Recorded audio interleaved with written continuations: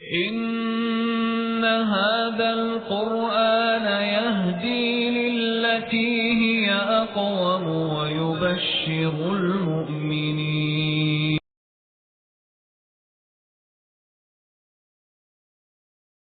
അപ്പോൾ പിന്നെ ബൈബിൾ ദൈവിക വചനമല്ലേ?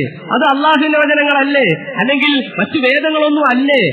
ഞാൻ പറയുന്നത് യേശുക്രിസ്തു ഒരു മഹാനായ പ്രവാചകനാണ്. അത് ആ മഹാനവറുകൾക്ക് ഇഞ്ചീൽ എന്ന് പറയുന്ന ഒരു ഗ്രന്ഥം നൽകപ്പെട്ടു. ഇൻഷാ അല്ലാഹ് അതിന്റെ വിശദീകരണങ്ങൾ വരും. മഹാനവറുകൾ പഠിപ്പിച്ചത് തൗഹീദാണ്. നബി സല്ലല്ലാഹു അലൈഹി വസല്ലം തങ്ങളെ കുറിച്ച് സുവിശേഷങ്ങൾ നൽകി.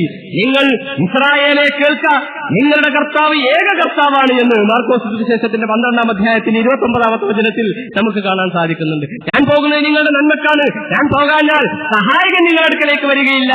അവൻ നിങ്ങളുടെ അടുക്കലേക്ക് വന്നാൽ നീതിയെക്കുറിച്ചും പാപത്തെക്കുറിച്ചും ന്യായവിധിനാളിനെ കുറിച്ചും അവൻ നിങ്ങളോട് സംസാരിക്കും, നിങ്ങളോട് അവൻ പറഞ്ഞു തരും എന്ന് യോഹന്നാന്റെ സുവിശേഷത്തിന്റെ 16-ാം അധ്യായത്തിന്റെ 7 മുതൽ 9 വരെയുള്ള വചനങ്ങളിൽ നമുക്ക് കാണാൻ സാധിക്കും.